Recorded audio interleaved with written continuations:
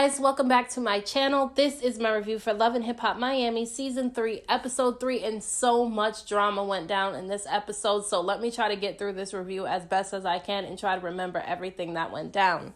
So because Trina's album got taken off the shelves and was taken offline, Trina wants to make sure that her all-girls tour turns out the best it possibly can be. And unfortunately, she said that when she did her auditions, she did not see anybody who truly stood out to her except for maybe two people, one of them being Sukiana. Now, I agree with her about Sukiana. I think that out of all the girls who performed, she had the most stage presence, and I felt like, she had the most potential. Although she does need some work, I feel like with the right management and with the right mentor, I feel like she can honestly make it. Now, she goes to see Hood Brat, okay? Trina stops by Hood Brat's video shoot, and they give us a little sneak peek of how Hood Brat performs. And I honestly do think that she has the whole package. I do believe, like Sukiana, she needs some work, and with the right management and the right mentor, I honestly feel like she could make it as well.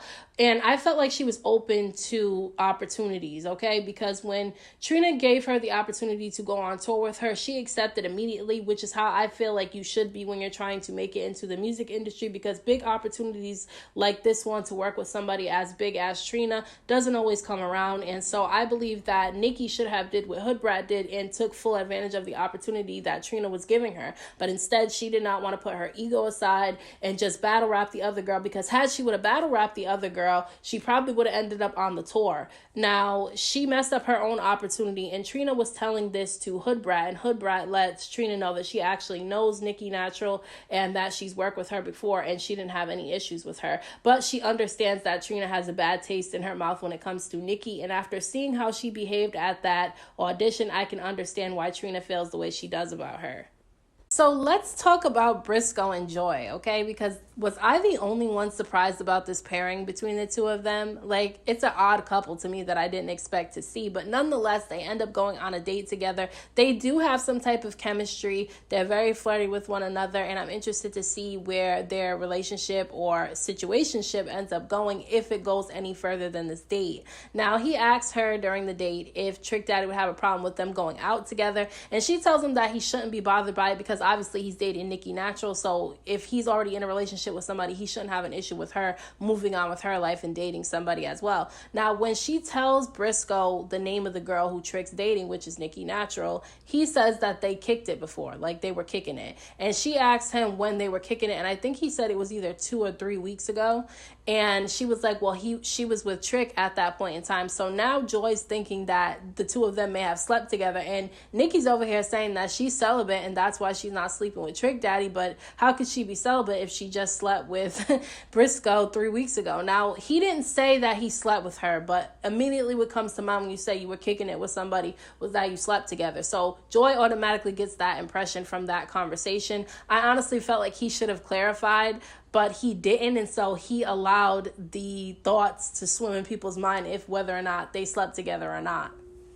So Joy ends up going to Trick's house to talk, and when she comes to the house, she realizes that it's not Trick who wants to talk to her, it's Nikki that wants to talk to her. Nikki wants to talk to her because she feels like Joy has an issue with her. I don't understand where she's getting those vibes from, because Joy hasn't acted any shady type of way towards Nikki yet. Like, I haven't seen her do anything negative to Nikki. So I feel like this is all in this girl's head. Maybe she's jealous of the relationship that, Joy and Trick have, because Trick did tell her in the last episode that Joy's always going to be in his life. So maybe she's threatened by that or something, but I don't understand why she's taking it up with Joy and she's not taking it up with Trick.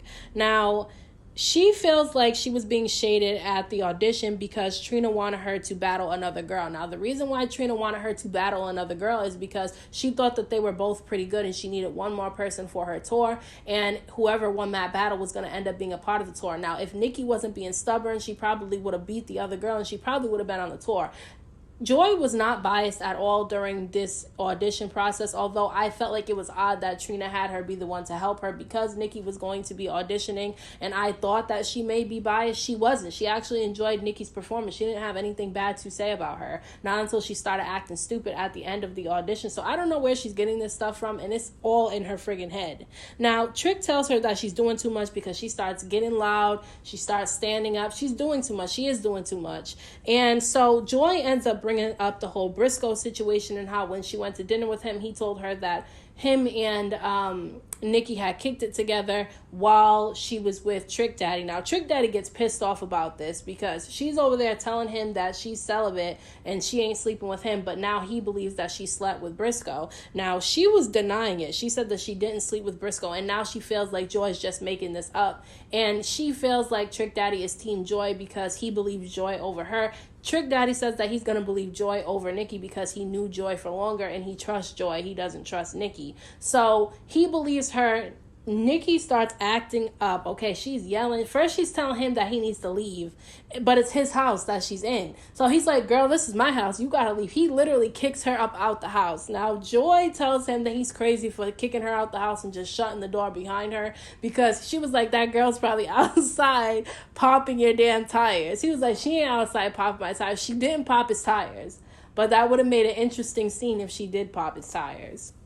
MJ and Amara have a little romantic evening together after all the drama that's been going down between her and Shay and then her and Julian's whole situation, and so they just kind of want to kick it. Now, Amara says that people were thinking that she was pregnant because when she went to Trick Daddy's restaurant opening, she didn't drink any alcohol. All she did was drink non-alcoholic beverages. Now, MJ is happy about the idea of her being pregnant. He says that he wants her to get pregnant and he wants to have children and a family with her and get married, and she was not having it at all. She says she's not trying to start a family until she gets her career where she wants it to be at. Now, he was telling her that, you know, if she doesn't figure out things with Julian, she's never going to end up having her career where she wants it to be at because her career has been stagnant since working with Julian. Now, she has said that herself. She said that her career is not where she wants it to be. Everything's moving very slowly. And so he's getting pissed off at her because he feels like now he's never going to get what he wants, which is a family with her, because her career is not moving as fast as she would like it to be. Now, she gets annoyed at the conversation because she doesn't like that he's trying to pressure her to start a family. And he was getting mad at her, and their kind of night got a little bit ruined because he was telling her that she's putting too much faith in Julian, which I agree. I feel like she is putting too much faith in Julian because after what Trina's alleging that he did to her, he's kind of messy and his reputation is messed up at this point in time. So it's like, maybe you should find new management. You know what I mean? Because it's like, if you're going to wait to have, which I understand her wanting to wait to have a family up until she gets her career where she wants it to be at, because she wants it to be set and she wants to make sure she accomplished as much as possible before she settles down. But at the same time, she's not getting any younger, and you know, how long do you really want to wait for your career to take off? So she honestly needs to figure things out with Jonathan. But I do think that MJ should not be pressuring her to get married and have kids right away, because they haven't even been together long enough for him to be asking that. So Julian and Trina end up meeting up because, you know, Amara kind of put her foot in his ass and told him that he needs to go make things right with Trina, because Trina is going around alleging that he was a fraud. And because of that, he has a bad reputation. And because he has a bad reputation and he is her manager, she feels like that's going to reflect badly on her. And people are not going to want to work with her if she's known to be managed by a fraud. Trina does decide to meet with Julian, although I'm nervous for him when I was watching this because of the fact that she said the next time she saw him, she was going to F his ass up. Now, she pulls up in her Jeep, which I loved her Jeep, and she left her car doors open because I think she knew the conversation wasn't going to last. I think she knew it was going to be short because as soon as he started saying something stupid, she was going to jump in her car and leave. And that's exactly what ended up happening.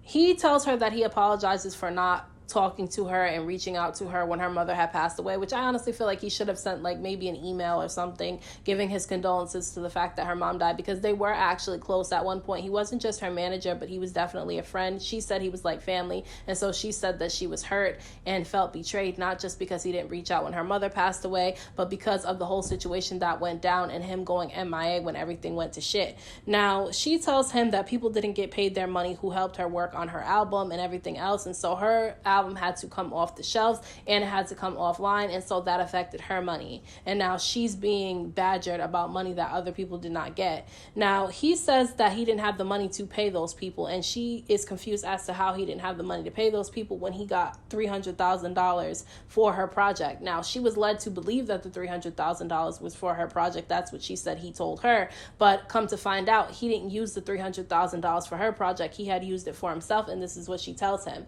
Now, he tells her her that the $300,000 had absolutely nothing to do with her, and he pulls out a contract and shows her that her name is nowhere on the contract. Now, this pisses her off even more because she said that he led to her to believe that the $300,000 was being used for her project, and the whole time he was using it for himself, and he ended up going MIA on her without a word. Now, she feels like he got the $300,000 specifically for her because she feels like nobody would have given him that for anything else because she was the biggest star that he was managing at the time. Now, I honestly believe Trina's side of the story just because I feel like her side of the story makes more sense. He doesn't seem like he's really owning up to anything. He's making excuses, and he thought pulling out that contract was going to make anything better, and it definitely didn't. It made it worse to the point where the two of them started yelling at each other, and she jumped in her car and left.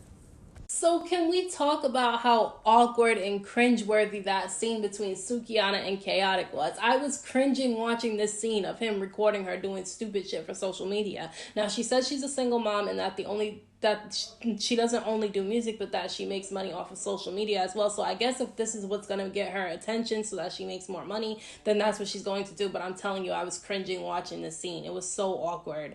Now, Miami Tip comes and she saves the day. She pulls Sukiana away from Chaotic for a moment to talk. I guess Miami Tip has stepped away from making music and she wants to jump into a management role because she's been steered the wrong way a lot of the times in her own career with people in the industry taking advantage of her and being naive. And she wants to make sure that Sukiana doesn't fall into the same mistakes that she fell into in the industry, and she really wants Sukiana to clean up her image, and she feels like the filming of herself doing stupid shit for social media with Chaotic is not a good look for her, and she feels like Suki's not going to be taken seriously in the industry with that type of image. And I feel like, Miami Tip is genuine when it comes to her trying to help Suki, and I hope that Suki doesn't take it the wrong way. I hope that she does take some of Miami Tip's advice, because I don't feel like Miami Tip is trying to steer her in the wrong way. I think she definitely does have Suki's best interest at heart. Now, Miami Tip was happy when she heard that Suki is going to be going on tour with Trina, and hopefully we see how the tour ends up going, because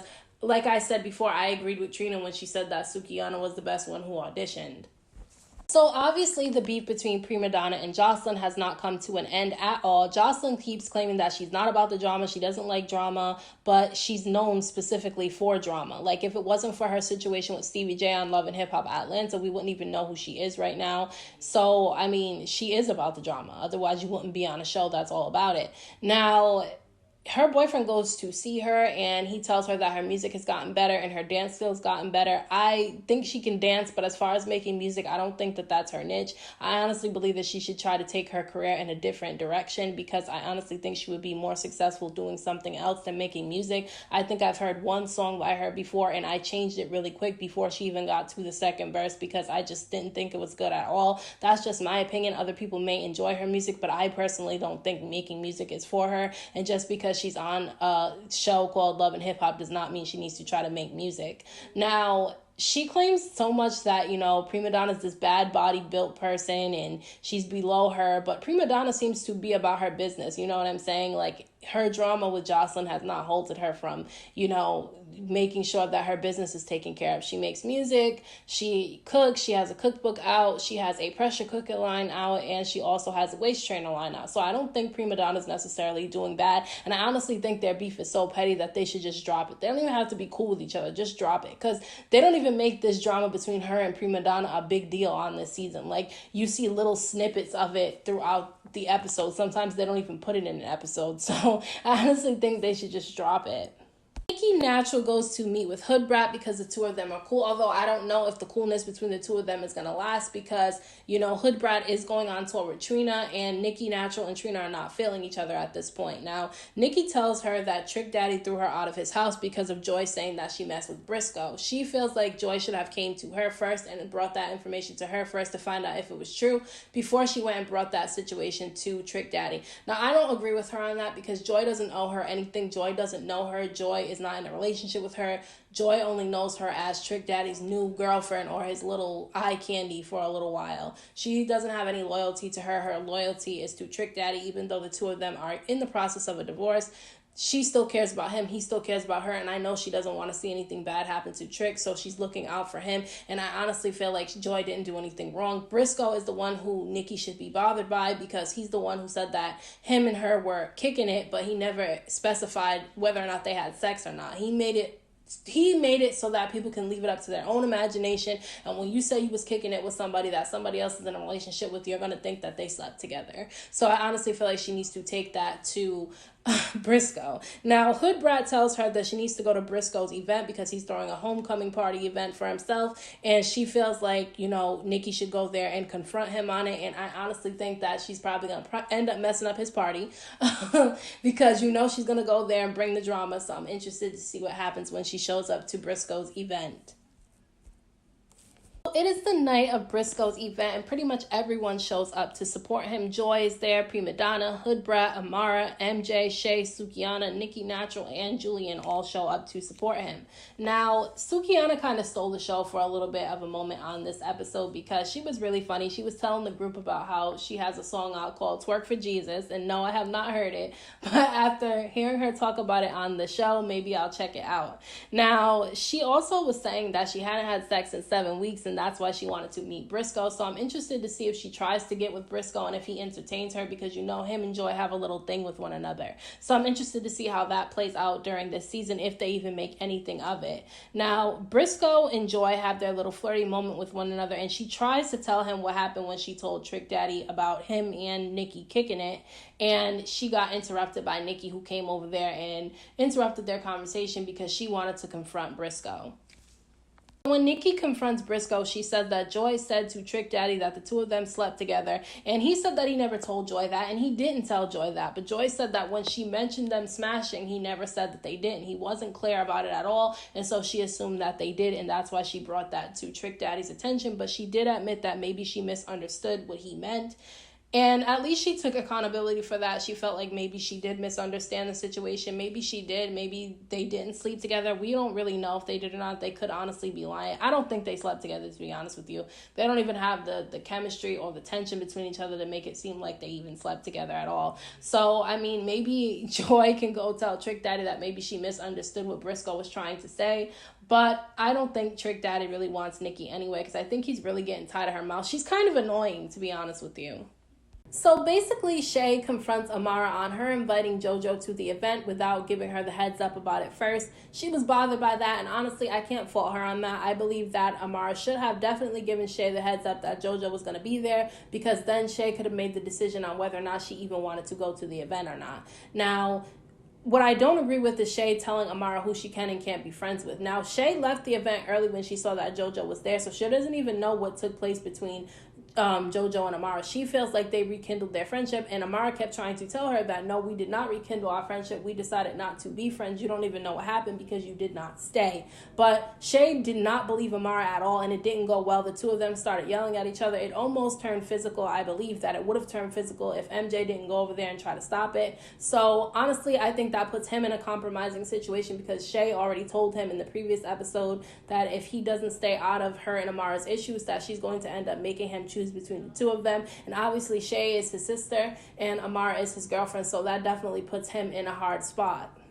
So the drama did not stop there, because Julian pulls Amara aside and tries to tell her about what happened when he met up with Trina, and MJ ends up coming over there and interrupting the conversation, telling her that he wants to talk to Julian by himself. Now, once he gets Julian by himself, he tells Julian that he needs to step up to the plate when it comes to Amara's career, because he told Amara he wants to get married and have children, and Amara said that she's not going to do that until she gets her career where she wants it to be, and he feels like Julian is putting it on hold. Now, Julian immediately told him that he told Amara no kids, period. And I don't know what makes him think that he has the authority to tell her when she can and can't have kids, but he needs to slow his roll a bit, because if she wants to have a baby tomorrow, she can. He can't tell her when she can have a child. Now, he ends up telling him that he's just Amara's boyfriend. He's not her husband, so he doesn't have rights to tell him how to manage Amara's career, which he has a point. I do believe MJ is doing the right thing in protecting his woman, but I do feel like he's overstepping some boundaries, and I honestly feel like him and Amara are going to have a talk about that at some point in time. Now, they start arguing, okay? I think it's going to turn physical. They're standing up in each other's faces. Amara is sitting in the corner looking sick, looking like she's about to pass the fuck out, okay? And MJ drops a bomb when he says that Julian tried to climb into bed with Amara when Amara was drunk. I guess Amara had told MJ this story, and so now that he's arguing with Julian, he brings it up, and Amara literally looks like she's about to faint at any moment, and the episode cuts there. So basically, Brisco's event turned into an episode of Jerry Springer, and I was here for all the mess, okay? I was here for the messiness in this episode. So let me know what you guys thought about this episode down in the comment section. Don't forget to hit that thumbs up button for me and subscribe to my channel. Thank you to all my subscribers for the support. I appreciate you all so very much. And until next time, I will see you in my next video.